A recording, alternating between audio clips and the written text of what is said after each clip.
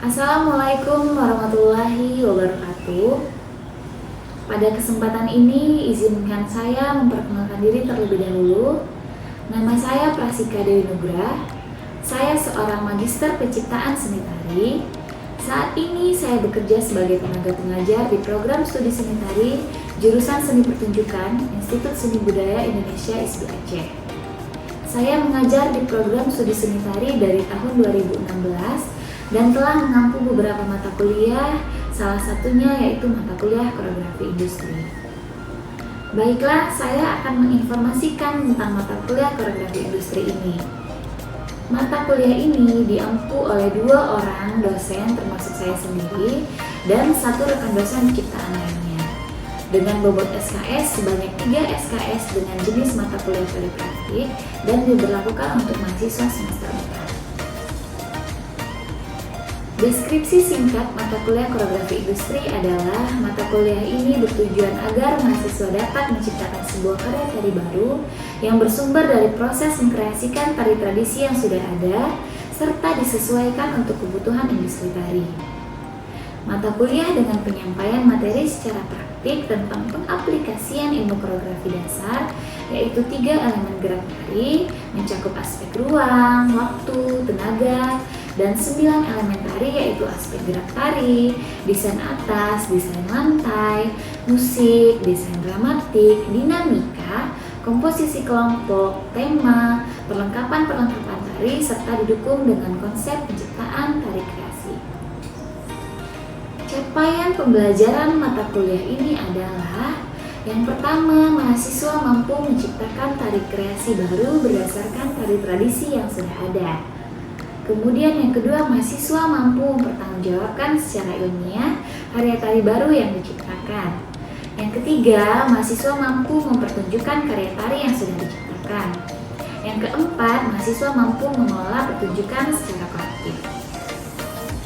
Adapun bahan kajian atau materi pembelajaran yang saya berikan pada mahasiswa adalah: yang pertama, pendekatan koreografi, industri tari, tari tradisi, tari kreasi, garak bentuk dasar, ilmu koreografi dasar, koreografi kelompok, serta 9 elemen tari. Bentuk dan metode pembelajaran yang saya gunakan yaitu yang pertama adalah metode ceramah. Metode ini saya lakukan agar materi yang bersifat teoretik dapat ditransfer secara luas kepada mahasiswa melalui penyampaian yang dibantu dengan tampilan layar monitor. Memungkinkan juga untuk mahasiswa menerima materi dengan cepat dan mudah, serta dapat berperan aktif melakukan tanya jawab, mengemukakan pendapat, serta melakukan pencatatan terhadap hal yang dianggap perlu. Kemudian yang kedua yaitu simulasi. Dalam penyampaian materi, saya juga melakukan peragaan oleh saya sendiri dan juga saya akan melibatkan mahasiswa untuk maju ke depan kelas, membantu saya memperagakan sehingga materi akan ditangkap secara langsung oleh mahasiswa karena adanya contoh konkret yang dirasakan dan disaksikan. Kemudian Project Based Learning atau PJBL. Pada metode PJBL ini, saya mengarahkan mahasiswa untuk menciptakan sebuah karya tari kreasi baru yang bersumber dari tari tradisi yang sudah ada dalam bentuk proyek penciptaan. Saya memberikan kesempatan kepada mahasiswa untuk berperan aktif mulai dari memilih ide, melakukan pencarian, penghafalan dan presentasi, memilih materi untuk dikembangkan secara praktik melalui pengarahan dan pembimbingan dari saya, sehingga mahasiswa dapat menempatkan ilmu dari pengalaman dalam proyek atau proses pembelajarannya. Sesuai dengan koreografi industri, maka saya juga memberikan isu-isu gambaran tentang kebutuhan tari industri saat ini yang banyak dibutuhkan oleh masyarakat. Sebagai contoh salah satunya yaitu untuk perlombaan tari, festival tari, atau tari kreasi penyambutan, sehingga proyek penciptaan tari yang dilakukan mahasiswa dimotivasi mengarah pada selera pasar masyarakat saat ini. Dalam proses pengajaran teori, saya menggunakan slide presentasi, sementara untuk pembelajaran secara praktik saya juga menyiapkan modul pembelajaran yang bisa menjadi acuan mahasiswa. Estimasi waktu perkuliahan koreografi industri ini adalah sebanyak kurang lebih 150 menit di dalam kelas yang terbagi antara kelas teori dan kelas praktik atau studio. Pengalaman belajar mahasiswa yang didapatkan dari kelas koreografi industri ini adalah mahasiswa dan dosen melakukan kontrak perkuliahan. Di program studi seni tari, dosen pengampu wajib untuk melakukan kontrak perkuliahan di awal pertemuan dengan mahasiswa untuk membahas hal-hal menyangkut perkuliahan. Pada kesempatan ini saya memberitahukan kepada mahasiswa tentang RPS, rencana tugas, standar penilaian, serta ketentuan-ketentuan lainnya yang disepakati antara saya dan mahasiswa sehingga mahasiswa sudah memiliki gambaran umum sistem perkuliahan dan dapat mengatur strategi perkuliahan agar bisa menjalankan dengan baik dan mendapatkan hasil yang maksimal. Selama menjalani perkuliahan, mahasiswa akan menghafal salah satu tari tradisi dan mempresentasikan tarian tersebut, memilih gerak dari tarian tradisi untuk kemudian dikembangkan menjadi gerakan-gerakan tari kreasi baru melalui proses eksplorasi. Mahasiswa akan mendapatkan pembimbingan selama proses penciptaan karya sampai akhirnya dapat mementaskan atau mempertunjukkan karya tari baru tersebut sebagai produk hasil perkuliahan koreografi industri. Pertunjukan tari oleh mahasiswa tersebut akan didokumentasikan dan disimpan dalam bentuk file serta dipublikasikan di platform seperti YouTube. Adapun sistem penilaian yang diterapkan adalah pengambilan nilai absensi sebanyak 5%, kuis 5%, praktek 25% dan UTS 30% serta ujian akhir semester sebanyak 35%. Kriteria bentuk dan indikator penilaian saya lihat dari yaitu pertama pemahaman mahasiswa tentang peran aktif mahasiswa di kelas, kemudian progres penciptaan mahasiswa saat pembimbingan dan kreativitas penciptaan, durasi pertunjukan dan kesesuaian karya tari dengan industri. Hasil penilaian saya infokan secara transparan. Mahasiswa dapat melihat hasil nilai di papan pengumuman jurusan seni pertunjukan dan apabila ada nilai yang tidak sesuai maka mahasiswa dapat mempertanyakan kepada saya dan ada masa sanggah untuk memperbaiki nilai sesuai dengan kalender akademik jurusan seni pertunjukan. Berikut ini saya akan menampilkan video pengajaran saya di ruang teori maupun di studio tari program studi seni tari jurusan seni pertunjukan ISBI Aceh. Assalamualaikum warahmatullahi wabarakatuh. Waalaikumsalam warahmatullahi wabarakatuh. Baiklah, hari ini hari Selasa, biasa kita masuk ke kelas program industri. Sebelumnya Ibu mau tahu dulu hari ini berapa orang yang hadir? Ada semua, berarti nggak ada yang izin ya? Oke baik, sebelum kita mulai perkuliahan, seperti biasa kita berdoa dulu untuk saya kita masing-masing. Berdoa dimulai.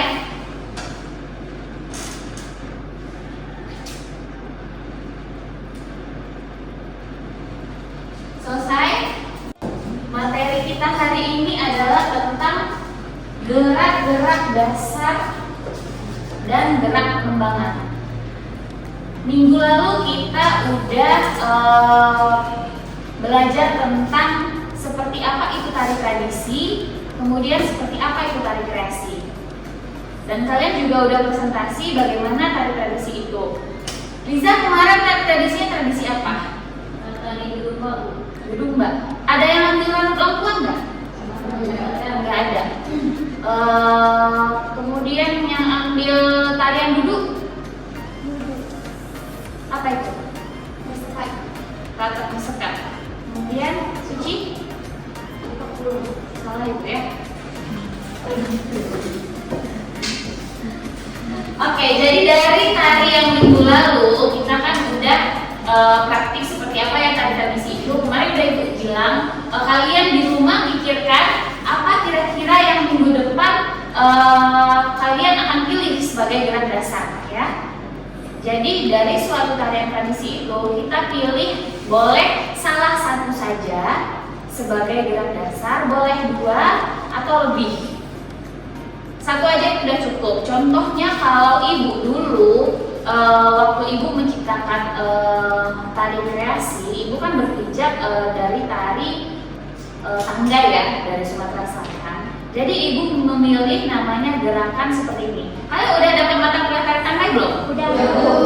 Kalian tahu kan gerakan tangan yang seperti ini itu dinamakan dengan gerakan kecubung.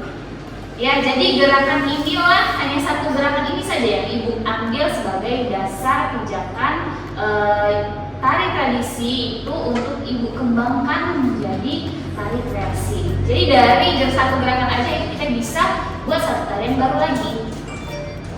Tapi kalau tariannya itu udah dibuat itu namanya udah nggak tari tradisi lagi, itu udah disebut sebagai tari kreasi.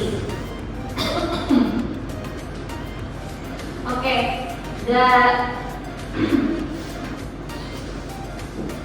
jadi setelah kita memilih gerak dasar, kita perlu mengetahui elemen-elemen dari gerak tari tersebut. Yang pertama elemen gerak tari ada apa? Ada ruang. Ruang ada apa aja? Garis, volume, level. Ada apa aja yang pertama? Garis, volume, level, fokus, arah. Nah, coba kita perhatikannya. Kalau di sini ibu tulis garis itu adalah kesan yang ditimbulkan dari gerak tubuh penari. Itu garis di elemen gerak tari yaitu ruang.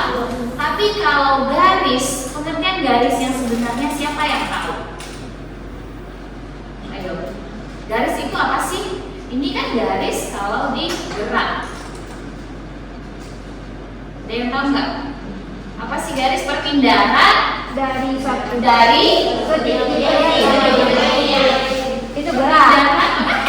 Siapa yang berani menyampaikan? Oke, Ariska, perpindahan apa? Perpindahan dari suatu titik ke titik yang lain. Ke titik lainnya, yaitu garis ya. Tapi kalau garis di sini adalah kesan yang ditimbulkan dari gerak tubuh penari. Jadi misalnya ibu nih berdiri nih. Ibu rentang tangan setengah. Kalian bisa melihat garis nggak dari gerak tubuh ibu ini? Bisa Bu. Di mana? di tangan, Di tangan, di kaki, di kaki, di badan. di tangan. Oke, ayo Bu. Saya tuh di tangan, Bu. Di tangan, Di tangan. tangan aja. Coba lihat lagi tuh kesan yang ditimbulkan dari gerak tubuh penari.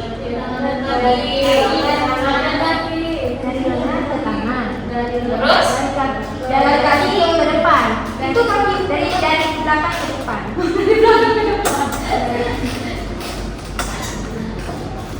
Oke, kalau seandainya ibu melakukan gerakan seperti ini, apakah kalian melihat garis? Iya, Bu.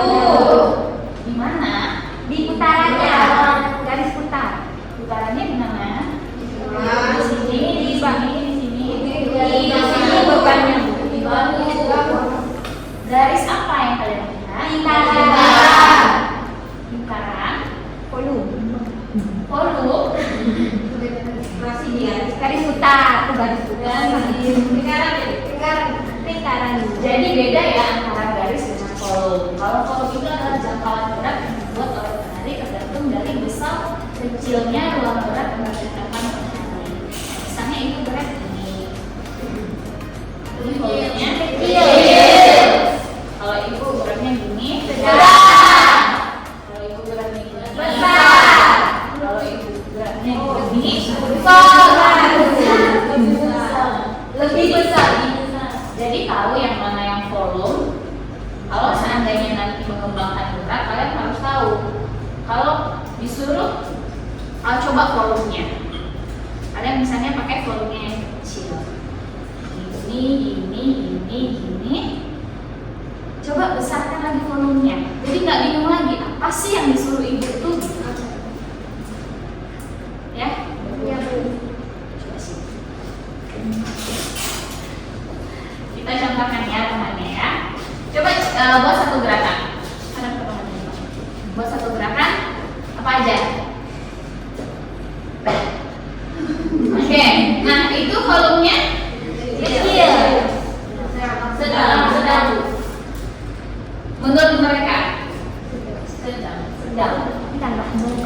Kalau menurut saya kecil. Kecil. Ya kecil itu.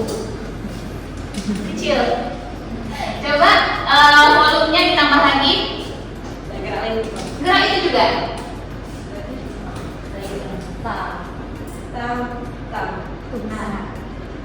Nah, gimana? Ada perubahan pada volumenya? Ada. Jadi kalian bisa membayangkan kira-kira volumenya itu seperti apa, volume dari gerak itu? Bisa ya? Sekarang level. Oke, butuh 2 orang lagi. Siapa yang bersedia maju ke depan? Tak, cepat di sini. 2 orang lagi. 1 orang lagi? 1 orang lagi. Oke.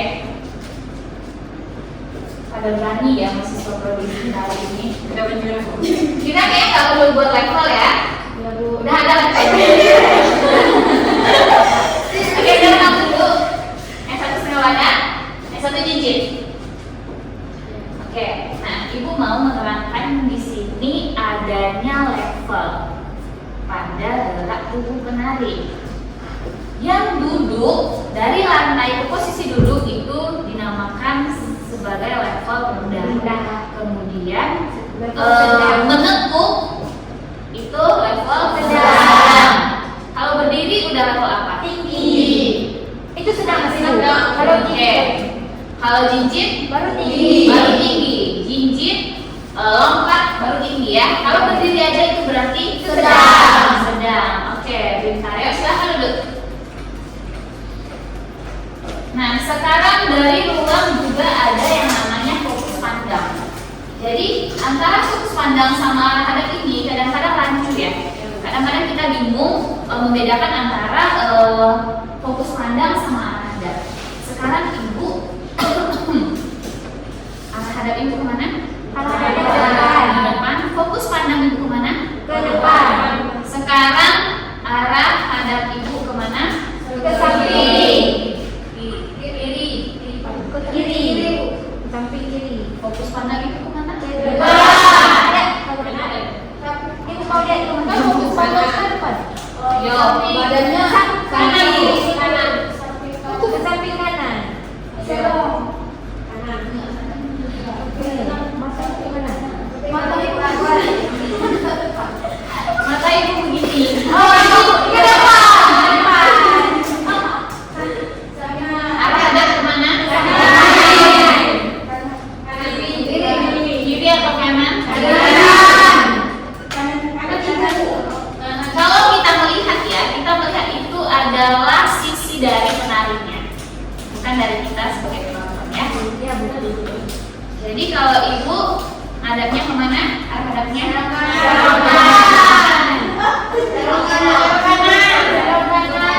Kesini nih. Serong mana? Diagonal.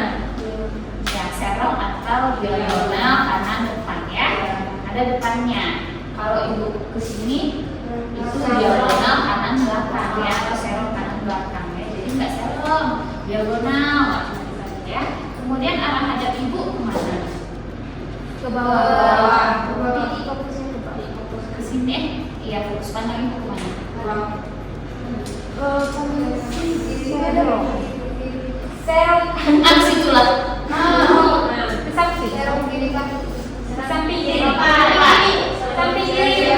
Ke samping kiri. Arah hadap ibu ke diagonal depan, diagonal kanan depan.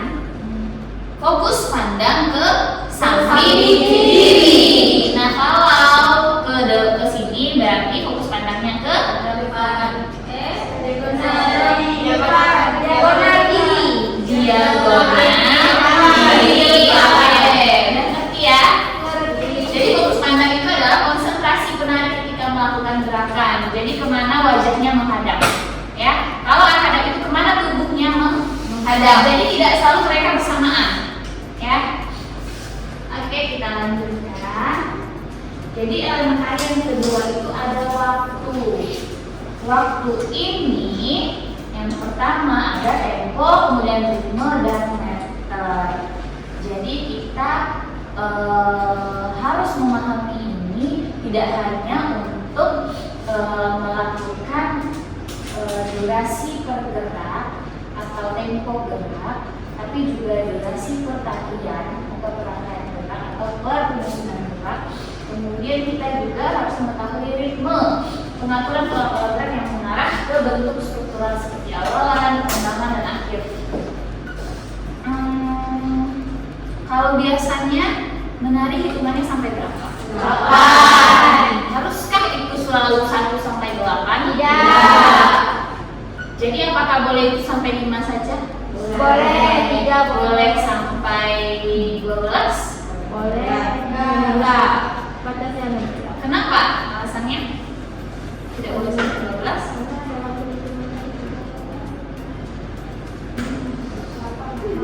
Karena dalam perhitungan tadi itu harus udah ada temponya sampai Kata siapa?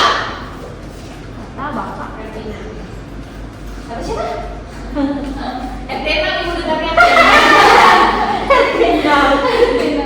Jadi kan di dalam kita melakukan gerak itu ada hitungan ya. Hitungan tuh nggak mesti 1 sampai 8. Karena kita hitung 1, 1 ada nggak yang berbeda? 1, 2, 1, 2, 1, 2 ada kan? Ada. Nggak harus 1, 2, 3, 4 kan nggak harus ya. Kemudian 1, 2, 3, 1, 2, 3 bisa kan hitungannya nggak mesti harus 1 sampai 8. Kemudian di dalam hitungan itu ada jangka waktu atau kecepatan. Ya kalau tari tadi apa yang cepat gerakannya? Sedati. Sedati. Dari tempo sedang pun. Kan gampang juga, Bu. Iya, nanti cepat ya, Bu. Tari rata itu cepat ya, termasuk kategori cepat ya tari rata ya. Tari yang juga itu rata-rata cepat ya. Kemarin ada nonton pertunjukan tari Pulau nggak? Ada, Bu. Itu gerakannya cepat atau lambat? Cepat. Kalau dibandingkan tari tangkai, jadi kalau dibandingkan tari tangkai, tempo tari Ratu Jaro itu cepat dan tempo gerak tari tangkai itu lambat. Hitungannya Beda, Bu. jadi kecepatan dalam hitungan ya. Jadi kalau tari Ratu Jaro tentu kan hitungannya cepat juga ya. 1, 2, 3, 4, 5 mungkin kayak gitu ya. Itu enggak? Gimana sih hitungan tari Ratu Jaro?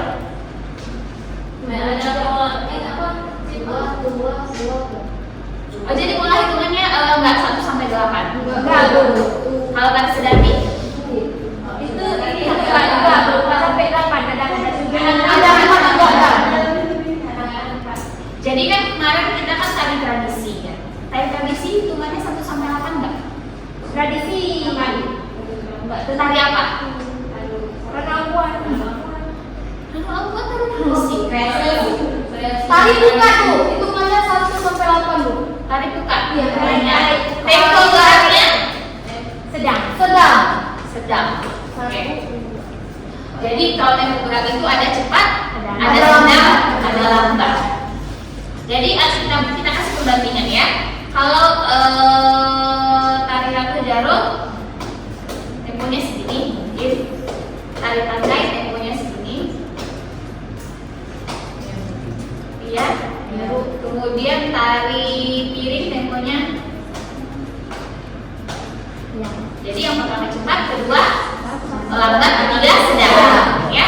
Hanya sampai di situ kemudian ada ritme, ada pengaturan pola-pola gerak yang mengarah ke bentuk struktural seperti awal, pertengahan, dan akhir. Nah, kalau di tari rato ada ya ritmenya, ada kan? Awalnya tuh lambat, kemudian cepat, sedang ya, kemudian sedang, akhirnya lambat ya. Itu masuk dalam ritme. Kadang-kadang itu yang sulit untuk kita pahami. Kenapa? Karena meter ini sebenarnya bukan wilayah kita sebagai penari atau koreografer. Meter ini wilayah ke komposer ya, kepada orang yang buat musik ya.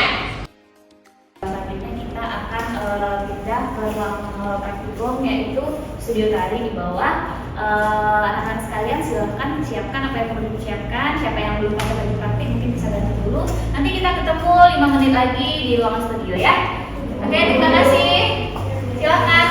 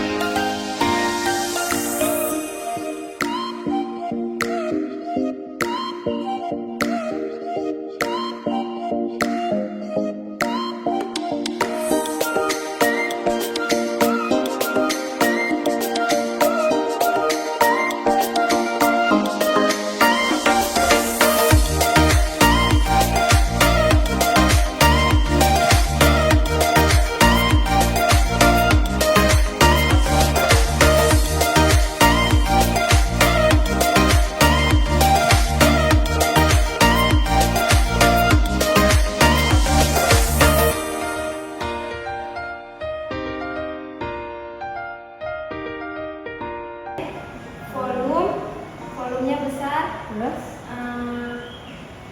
tinggi, rendah. levelnya tinggi, kemudian levelnya rendah. Secara ruang, volumenya Volumenya besar. kecil, besar, Besar. sedang ya. Sedang. Kalau ini besar kan? Kecuali dia batas gerakannya tuh, ini kan masih bisa sampai sini ya. Misal dia udah mati gitu. Udah mati geraknya memang nggak bisa karena batas jangkauan dari tubuh kita itu cuma sampai sana ya. Kalau udah habis baru itu kategorinya besar. Oke, ada gerakan yang selanjutnya, ini dua ada? Nggak ada. Oke, siapa lagi?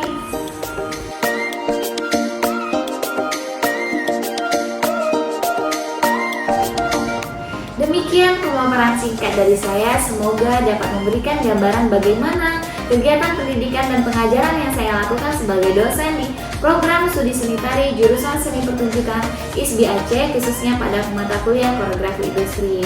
Atas perhatiannya saya ucapkan terima kasih, dan pesan saya, teruslah belajar demi menciptakan generasi bangsa yang lebih baik di masa depan.